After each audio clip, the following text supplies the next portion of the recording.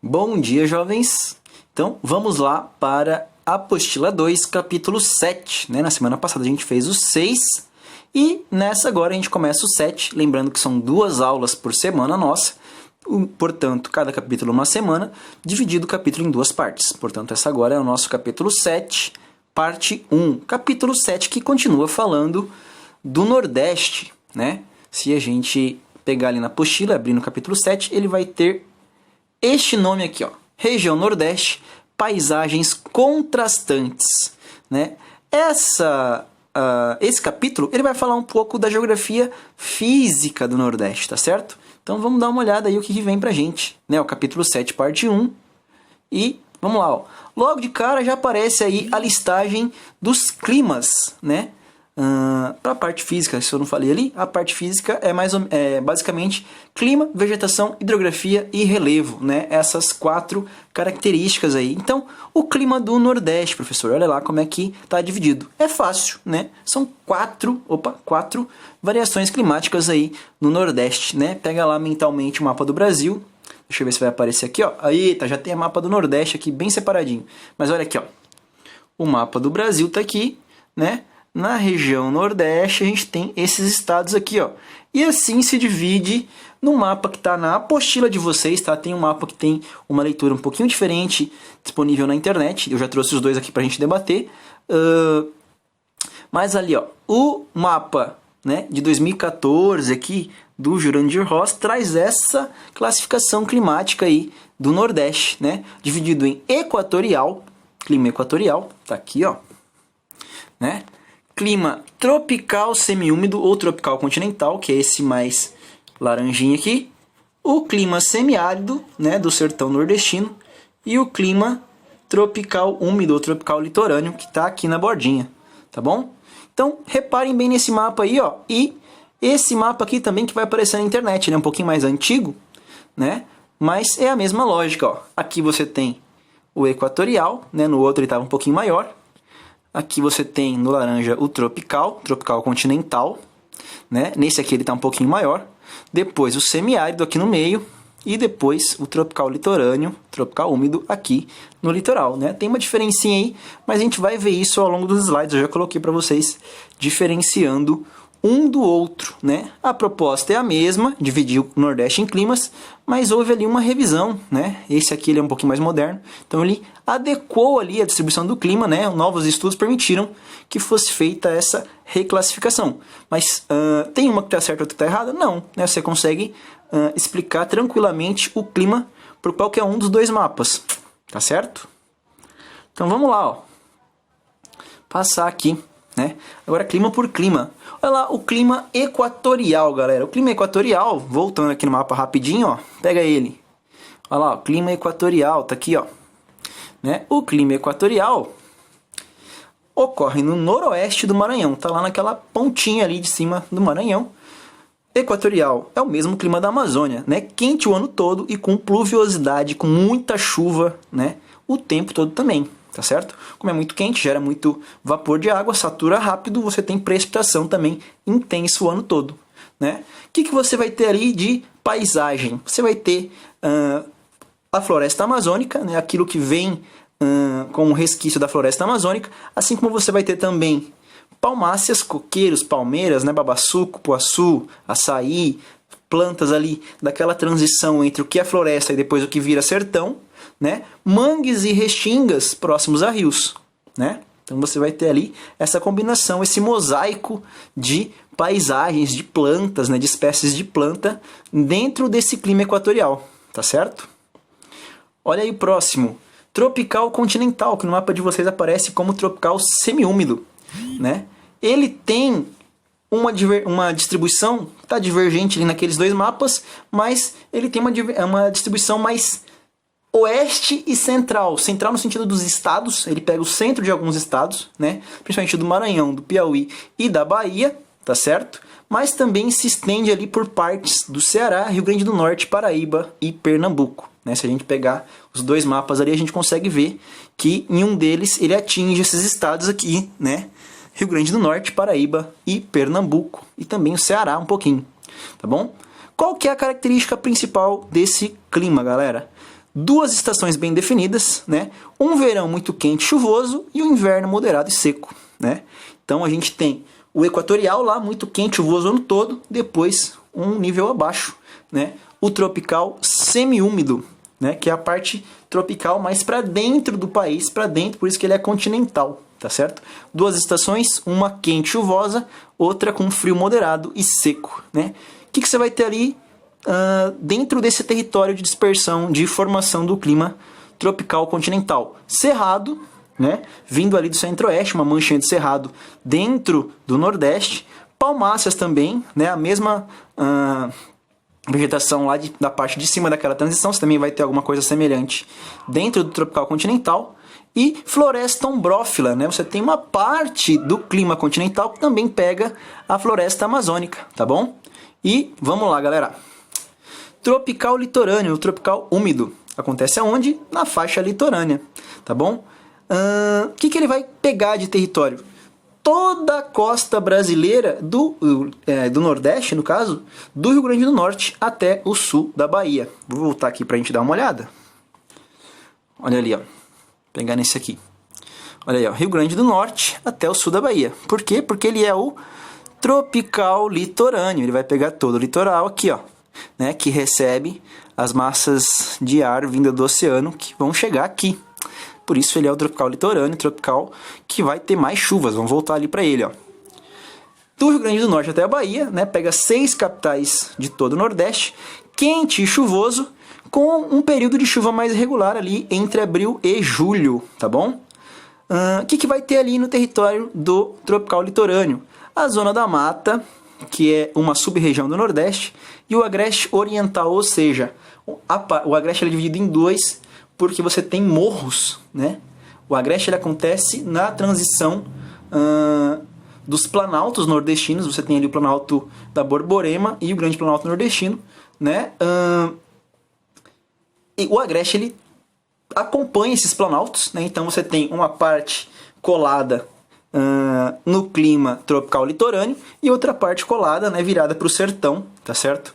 E os planaltos ali virando uma barreira orográfica, tá bom? Então, no tropical litorâneo você tem a zona da mata e a parte do Agreste, dessa sub-região do Nordeste, virada para o mar, né? Vai ter o clima tropical litorâneo, mais úmido, tá certo? O que tem ali? Floresta tropical, resquícios da Mata Atlântica, mangues e restingas, né? Mangue e restinga, que é a vegetação de borda de rio, de foz de rio com mar, tá certo? Então você vai ter no tropical litorâneo exemplos de vegetação nesse contexto. Vamos lá, tropical semiárido ou só semiárido, né? É mais conhecido só como semiárido. Acontece aonde? Famosão, né? Todo mundo sabe que acontece no sertão nordestino. Esse clima, ele pode pegar parte de todos os 9 estados no Nordeste, tá bom? E isso causa esse tipo de clima. Qual é a condição dele? Índice pluviométrico muito restrito. Chove muito pouco. Só chove mais que no deserto, né? E as chuvas se concentram entre abril e maio, né? Depois o resto do ano é estiagem prolongada. São pouquíssimos dias de chuva, tá certo? Onde é que vai acontecer esse clima, galera? No Agreste Ocidental. Agora a gente está falando da outra parte dos planaltos ali do Agreste, né, a parte virada para o sertão, tá certo? E um pedaço do Planalto da Borborema, o pedaço ou a parte ocidental, do Planalto, né, virada para o semiárido. O que a gente tem ali? Plantas xerófitas, né, lembrando dessa classificação aí que são plantas adaptadas a climas muito secos, plantas xerófitas. A gente tem outras, né? Tem as tropófitas, tem as higrófitas, tem as hidrófitas, tem as halófitas, né?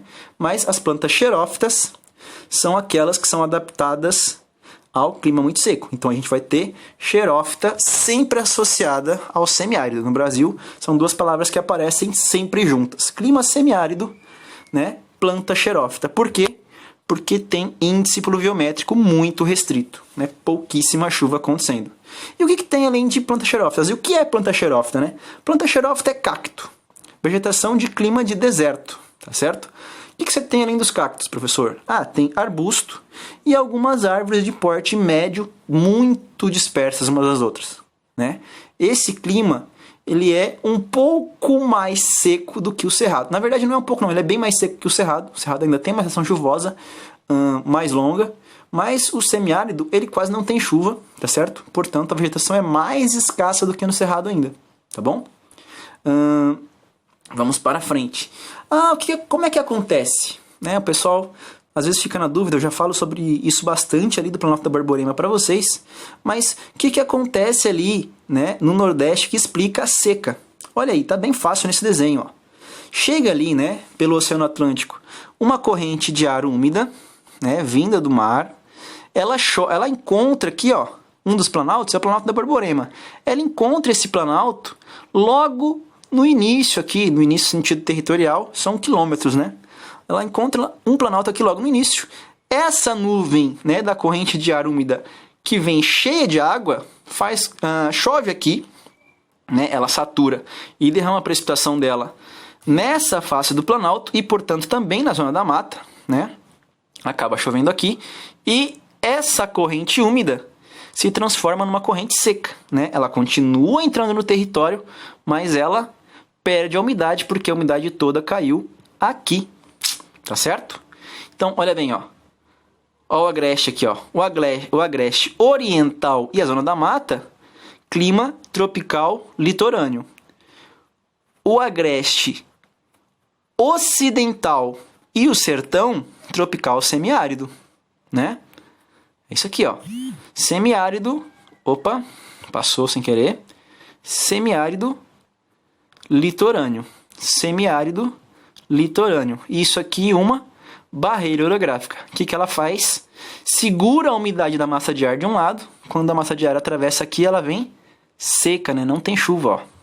Grande estiagem, grande seca, né? Quase não chove.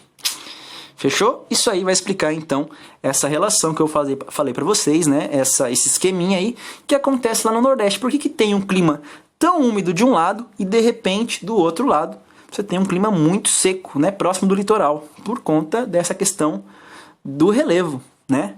Tem aluno meu que fala, mas é só dinamitar esse morro aí, né? Mas olha só que loucura, cara. Né? Você tem outras possibilidades, que nem ali a transposição de São Francisco. Eu vou falar um pouco disso depois. Vamos lá, galera. Eu vou explicar depois essa questão do clima aí com relação ao Nordeste, tá? Vai estar mais pra frente, vai aparecendo conteúdo também. Falando agora sobre vegetação.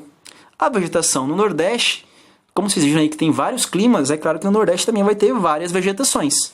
Né? Você tem um pedacinho da floresta amazônica lá em cima, a Mata dos Cocais, que é uma transição entre o Cerrado, que vem do centro-oeste, a Amazônia, que vem do norte, e o sertão nordestino. Né? Ela fica ali na combinação dos três. Né? Surge a Mata dos Cocais, ela é tipo um oásis, vamos dizer assim. O Cerrado, que vem ali da parte do centro-oeste, a Caatinga, que é a vegetação do semiárido, e a Mata Atlântica, que é a vegetação da borda ali do litoral. Né? E junto com a Mata Atlântica você tem também a vegetação litorânea, restinga e mangue. Tá bom? Então, conseguiram acompanhar aí? Olha aí o mapa para vocês, ó. Então a gente tem aqui, ó, olha bem, né, ó, o amarelinho, vegetação litorânea. O que é isso? Restinga na praia, né, aquele arbusto que segura as dunas de areia, e mangue quando você tem um rio desaguando no oceano, que é a vegetação de encontro da água do mar com a água do rio, tá certo? Na mata de galeria ali, ela se desenvolve diferente, ela tem plantas halófitas, que são plantas que se adaptam a ambientes com sal, né? Não tem as xerófitas que se adaptam a ambientes secos, tem as halófitas que se adaptam a ambientes com sal. Então, você tem ali na vegetação litorânea de mangue essas halófitas. Tá, vamos voltando para as outras então.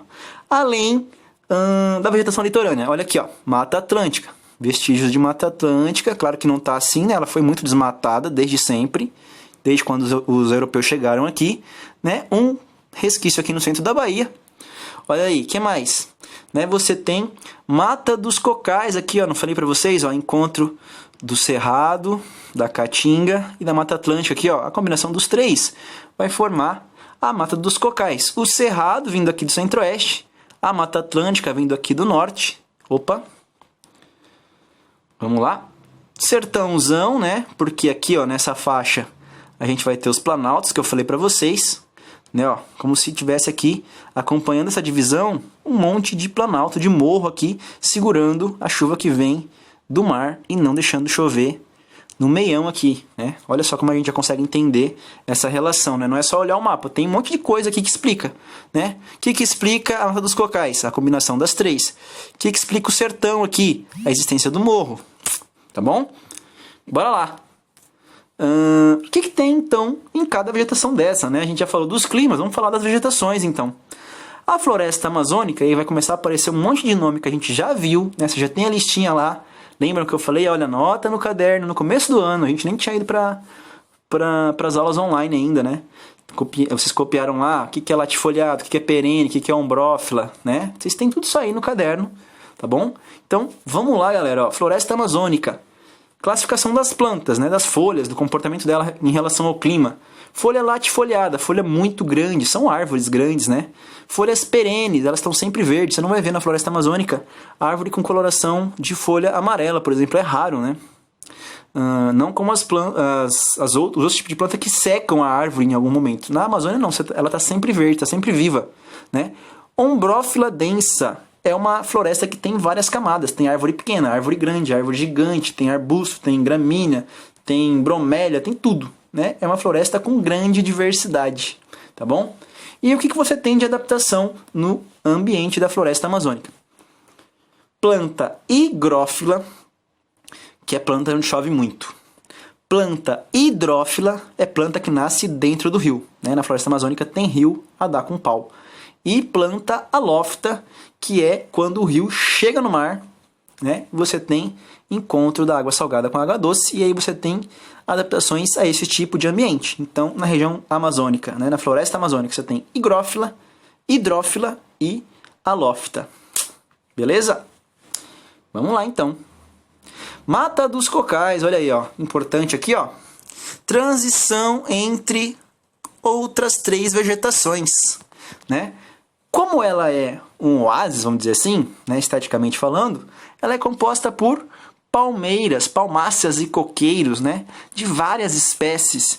Portanto, nessa região você tem um forte extrativismo vegetal, né? O cara que vive, né, tem uma cultura, tem um hábito de explorar aquela vegetação economicamente para tirar o seu sustento, tá bom?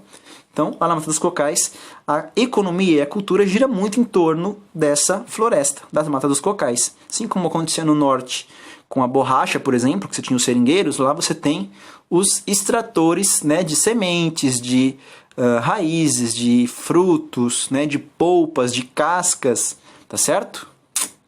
Então vamos lá. Olha aí, ó. Olha a vegetação, né? Essa foto aqui tá na apostila de vocês, mas olha só, né? Vegetação de Mata dos Cocais, e ela já tendo ali o seu contato, né? Essa é uma foto que, para mim, dá para ter uma reflexão, que já está chegando pecuária próxima ali dessa região, né? Ela pode ser desmatada no futuro para dar lugar a pasto, né? Isso aí é uma coisa que a gente tem que pensar também. Então, essa região aí das Matas dos Cocais, que tem essa vegetação aqui, ó, né? Que é o encontro da Amazônia, ó, vamos lá. Passei aqui sem querer mais uma. Amazônia, Caatinga e Cerrado, né? Ela vai gerar esse tipo de vegetação aí. Olha lá, a gente já viu, né? Agora falando do Cerrado que vem lá do Centro-Oeste. A gente falou da Amazônia, que vem do norte, da Mata dos Cocais, que é meio que um encontro das três ali principais, e o Cerrado, que vem do Centro-Oeste. O que tem no Cerrado ali, professor? Tem uma planta, uma adaptação de plantas que chama-se caducifólia. Eu não falei da perene agora há pouco? A perenifolia, né? Pode falar assim também, para ficar mais longo. Mas as caducifólias ou as caducas, né? Então, a folha caducifólia, ela cai durante a estação seca ou a estação fria, né? Por quê? Para a planta preservar os nutrientes. E aí ela tem toda uma adaptação a essa estação mais seca. Tá bom? A casca dessa planta, dessa árvore é mais grossa, os caules não vão ser caules muito abertos, vão ser caules retorcidos, né? E você vai ter uma densidade de vegetação muito menor do que na floresta, né? Você não vai ver mata fechada de cerrado, você vai ver vegetação esparsa, bem distribuída, espalhada, né? Você vai ter uns bloquinhos de vegetação composto por arbusto, por umas árvores de médio porte, né? Mas você não vai ter um negócio muito denso, muito fechado ali não, tá bom? Então essas são as características do cerrado. Vamos ver ali Olha, não apareceu foto aqui. Mas, se vocês quiserem ter uma abstração, né, pensa na savana africana. O cerrado e a savana, na verdade, são os mesmos tipos de floresta. Desculpa, o mesmo tipo de vegetação. Tá bom? Cerrado e savana, se você jogar aí na internet, rapidinho você vai ver a vegetação que tem aqui no Brasil, também tem lá na África, tá certo? E que acontece ali em um pedacinho do Nordeste, né? No pedacinho ali mais a sudoeste, ó. Vamos voltar no mapa pra gente dar uma olhada. Voltar ali rapidinho. Olha aqui, ó. Cerrado, ó. Sudoeste nada, né? Pode pegar o oeste todo, praticamente, né? Maranhão, Piauí e Bahia, olha só. Cerrado pega uma boa parte aqui, né, da região Nordeste. Vamos voltar lá então para o próximo. Caatinga, que é a vegetação do sertão, né? A gente fala bastante aí do sertão nordestino, do clima semiárido. O que tem lá? Caatinga. O que tem na Caatinga? Planta xerófita. Por muito tempo, eu estava explicando para os alunos e falava que a xerófita ela tinha uma adaptação aciculifoliada, né? E aí eu fui pesquisar sobre isso um pouquinho mais e descobri que a aciculifoliada é só para climas frios. Na xerófita a gente tem espinhos foliares. Olha aí que coisa, né? Chama de gloquídeos, tá bom? Só lembrar que as folhas têm formato de espinho, né? Elas não podem ser chamadas ali de aciculifoliadas. Pelo menos eu passava assim, né? E agora eu acho que a gente pode falar de outro nome, né? Espinhos foliares, tá certo?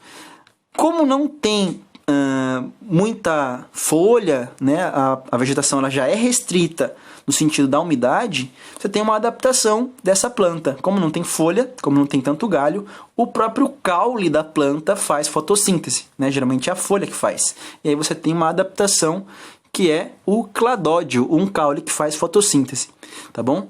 E você tem folhas coriáceas, né? O que são folhas coriáceas? São folhas grossas, são folhas que parecem brilhantes, né? Onde é que tem isso? Na suculenta. Suculenta é uma plantinha que a galera tem em casa que cultiva bem fácil, porque ela é resistente, né? No sertão, na Caatinga, você tem também suculentas ali na vegetação natural xerófita, tá bom? Então tá lá, ó. Cactos, suculentas, bromélias, que tem também uma adaptação a climas mais secos, tá certo? Essas são a vegetação da Caatinga, tá certo? Se quiser procurar na internet também, professor, exemplos de planta xerófita, vai aparecer um monte de cacto ali, com espinho, com muito espinho, com pouco espinho, com folhas coriáceas, né? Mas tem uma variação enorme ali, porque cacto tem uma variação muito grande, tá certo?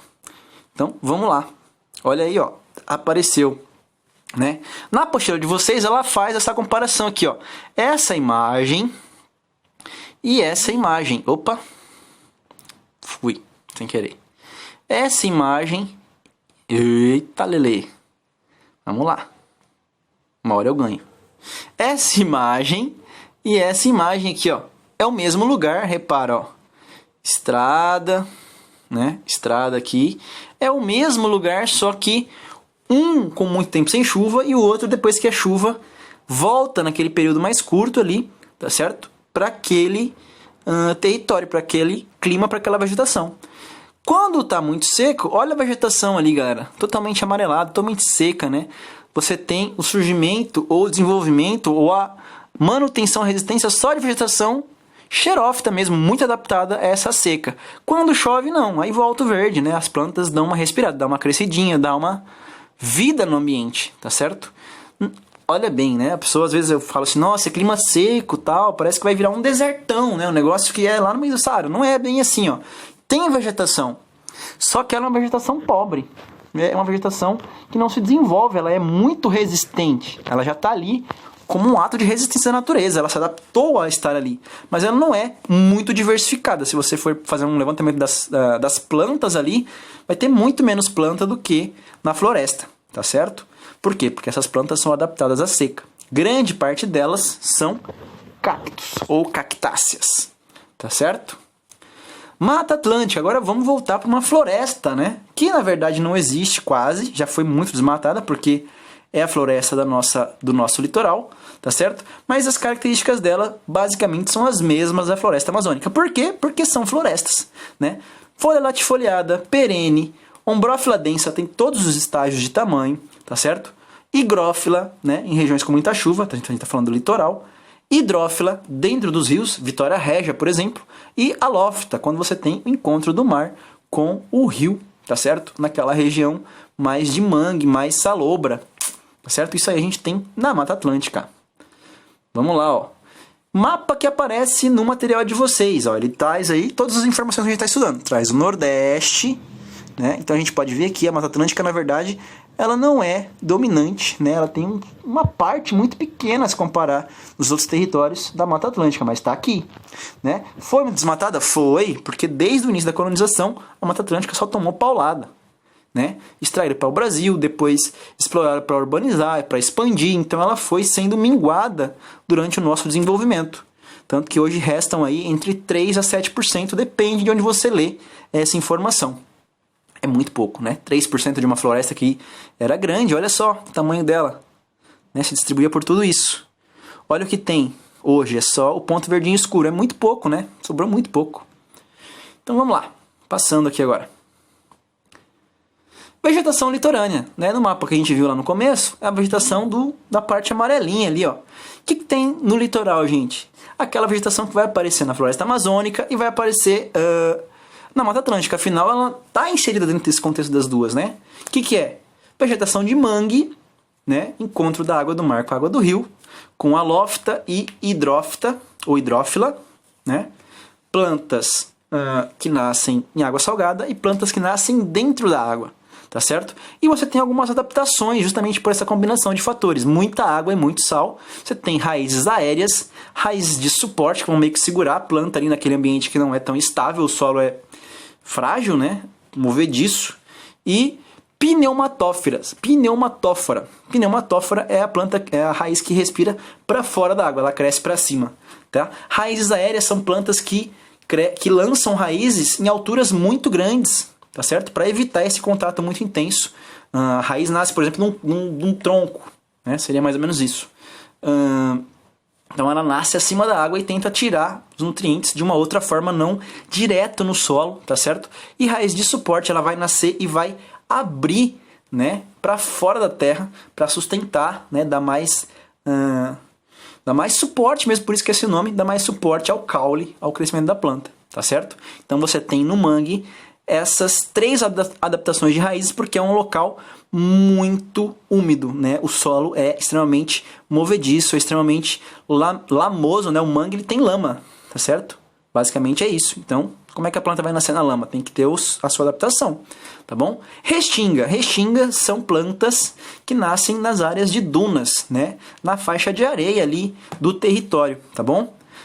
E ela vai ganhando densidade conforme ela vai se afastando da areia, né? O solo vai ficando menos arenoso, mais argiloso, vai podendo desenvolver outras plantas e aí você tem crescimentos em porte, tá certo?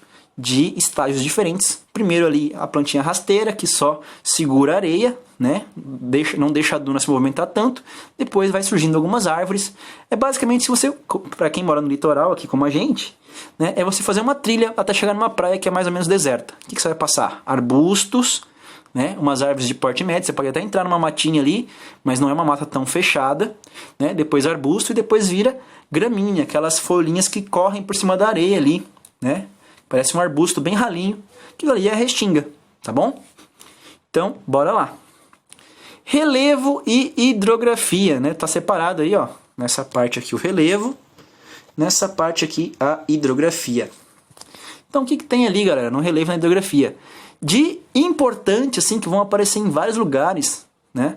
Tá certo? Que você pode detalhar muito mais numa pesquisa aí pessoal, alguns nomes de planaltos, nomes de relevos específicos do Nordeste. Mas a nível de discernimento, né, de apontamento dos mais importantes, a gente tem esses 3 recortes aí, ó, no relevo do Nordeste.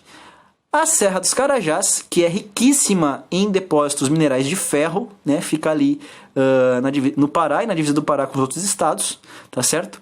A Chapada Diamantina, que é mais ao sul, né? Ali pega o território da Bahia. E o Planalto da Borborema, que vai ficar ali na parte, o nordeste do Nordeste, para dizer bem assim, tá certo? Também é riquíssimo em recursos minerais. Ou desculpa, o Planalto da Borborema, que é a barreira orográfica, eu fui ler aqui e tomei um drible. O Planalto da Borborema vai fazer aquele formato, vai fazer aquele efeito, né, da barreira orográfica, ajudar na formação do sertão. E a Chapada Diamantina é riquíssima em minerais, né? Todos os planaltos, na verdade, são, se a gente for pegar relevo de planalto, geralmente vem no subsolo do relevo do planalto recursos minerais, né? Assim como você tem combustíveis fósseis em planícies, você tem recursos minerais em planalto. Isso é meio que uma associação não direta, mas muito provável, tá bom? Então, Serra dos Carajás, planalto, você tem o quê? Ferro. Chapada Diamantina, planalto, que você tem outros recursos minerais, né? Vai ter o tungstênio, você vai ter o cobre, você vai ter ouro, você vai ter a prata, né? Em porções menores, tá certo? A Serra dos Carajás é um dos maiores depósitos de ferro do mundo, tá lá no Nordeste, tá certo? E a Chapada Diamantina também tem uma grande diversidade de metais, de minérios preciosos a serem explorados, tá bom? E a hidrografia? O que tem lá de importante, assim, na hidrografia do Nordeste? Todo mundo fala, mas o Nordeste quase não tem rio, porque é tudo seco, né? Cria aquela mentalidade de que tudo ali é sertão, mas não, né? Você tem o litoral, é riquíssimo, o Agreste é riquíssimo, e você tem 2 rios ali que são muito importantes. O Rio São Francisco, que não nasce no Nordeste, né? Ele começa ali em Minas Gerais, na Serra da Canastra, mas ele entra no Nordeste, né? Ele vai atravessar alguns territórios ali da região, tá certo? Tanto que ele é usado, né? Saiu nos jornais até esses dias, falando da transposição de São Francisco. O que é isso? Pegar parte da água, né? Criar canais e desviar parte da água do rio, levar isso pelos canais para outras áreas, para dentro do sertão. O rio não passa ali, né? Tão profundamente, tão ali para cima no sertão, então eles criaram 2 canais, o canal norte, que vai bem para o centrão, e o canal leste, que faz um corte meio diagonal ali, subindo na direção do Agreste ali, do Planalto da Borborema ocidental, aquela parte mais virada para o sertão, né? Então você tem o canal norte e o canal leste, tá certo? Isso na transposição. E também, ao redor do Rio São Francisco, se é um rio no meio de uma região muito seca, para que ele vai ser usado? Irrigação, né? Então, o Rio São Francisco ele tem essa importância histórica como fonte de irrigação, né? As pessoas criavam gado próximo a isso, criavam fontes alimentícias, né? Frutas, hortifruti, tudo mais, certo? Próximo ao rio, porque era uma fonte de água dentro de um clima relativamente seco, tá certo? E aí você tem como proposta de infraestrutura abrir alguns braços, alguns rios artificiais, né? Dentro desse rio, né, saindo desse rio, para ser bombeado para outras regiões mais secas, né? Isso até foi tema de algumas discussões. Eu, por exemplo, acho que pode dar errado, né? Pode ser uma solução, mas ela pode danificar o rio, né? É uma opinião minha. Pode ser que dê certo, pode ser que eu queime a língua, mas pode acontecer dessa transposição não dar certo, né? As pessoas que vão gerenciar isso aí, seja o governo ou seja uma iniciativa privada, elas podem privilegiar o acesso a quem tem grana, né? Acontece, a gente está no sistema capitalista, e aí a proposta de levar para a população carente pode não funcionar, né? Pode acontecer. Tomara que não aconteça, mas é uma possibilidade aí, tá certo? Assim como a irrigação hoje. A irrigação do São Francisco é aproveitada por grandes fazendas, né, que estão próximas ao rio, que são terras mais caras, tá bom? Então acontece isso aí. Se você cria um novo eixo, é claro que esse eixo vai valorizar, e aí ele pode ser dominado depois por grandes propriedades que vão se aproveitar dessa vantagem que era para os pequenos, né? Mas, enfim, vamos continuar ali. Isso aí é só um ponto para vocês pensarem, né? Tem algumas questões que falam sobre isso na apostila, mas só para vocês pensarem aí o que pode acontecer. Tá bom? Outro rio é o rio Parnaíba. O rio Parnaíba ele passa bem no interiorzão ali do Nordeste e ele é grande fonte de renda e transporte, né? Grande meio de transporte para o interior ali. Ele é um rio plenamente navegável dentro do território nordestino, né? Integralmente dentro. Ele é o maior rio 100% nordestino ali daquela região. Então ele é navegável e serve, claro que se ele é navegável, ele vai servir muito para transporte de pessoas e mercadorias, né? Ele movimenta a economia ali dentro, ou próximo daquele território, tá certo? Olha aí, ó, a gente tem o mapa físico, né? O mapa físico que nada mais é do que a altura e hidrografia, né? Altimetria e hidrografia. O relevo e a quantidade de rios ali que a gente tem, ó. Então, vamos lá pegar pelos nomes, ó. Planícies e serras costeiras. Isso aqui é litoralzão, da Restinga, da Mata Atlântica, a transição da Mata Atlântica com areia ali, ó. Planalto da Borborema. Tá aqui, ó. Né? Ele que vai impedir que a chuva chegue na região do sertão. Planalto Nordestino, falei dele também, ó, mas aqui para baixo, né? Chapada Diamantina. Muitos recursos minerais, né, ó. Entenderam? Agora aqui, ó, vamos pegar os rios principais. Rio São Francisco, olha só, ele entra aqui pela Bahia, depois vai desaguar aqui entre Sergipe e Alagoas, né? O que eles estão querendo fazer, ó? Construir, já construíram na verdade, né? Operacionar um canal para o norte, que vai aqui para uma área que tem pouca água, que os rios são os intermitentes, e um canal para o leste, né? Olha aí que legal, né? Tomara que dê certo. Eu acho que pode dar um problema, mas eu sou cético, mas esperançoso, vamos dizer assim. Então, um para o norte, um para o leste, né? Essa é a proposta da transposição do Rio São Francisco. E o Rio Parnaíba está aqui, ó. Rio Parnaíba, né? 100% nordestino, passa pelo Planalto do Maranhão, Piauí, né? Que fica entre os dois estados, e vai desaguar aqui no Oceano Atlântico. Né? Então, Rio Parnaíba aqui, Rio São Francisco aqui, Planalto da Borborema, Chapada Diamantina e a Serra dos Carajás, galera, não vai aparecer aqui, ó, mas ela vai pegar toda essa região aqui, ó. Né? Ela pega uma parte do Pará que não está aqui, mas ela vai abranger a parte amazônica do Nordeste, né? Basicamente é isso, tá certo? Ela pega ali então a Serra dos Carajás, beleza? Vamos lá, ó. Ah, o projetinho de transposição tá aqui, ó. Eu achei que eu não tinha colocado. Vamos ver se vocês conseguem enxergar. Tudo que for verde, tudo que for traço verde, é canal de transposição do rio, né? São projetos, né, de levar a água de São Francisco para outras regiões. Ó, essa aqui vai levar para cá, perto do rio Canindé. Essa aqui, ó, vai levar lá para dentrão, interior da Paraíba, do Rio Grande do Norte. Né? Essa aqui, ó, vai abastecer Sergipe, Pernambuco. Essa aqui vai para o interior da Bahia, vai ligar uma região próxima ao Rio Jacuípe aqui. Então, olha que projeto ousado, né? Um rio só ter vazão para todos esses canais aqui, ó. Tá certo? Claro que eles vão também, a ideia é tentar receber água de outros rios, mas olha só como você vai aumentar a complexidade, né? Olha aqui, né? Da distribuição de água no Nordeste. É um projeto muito ousado, tá certo?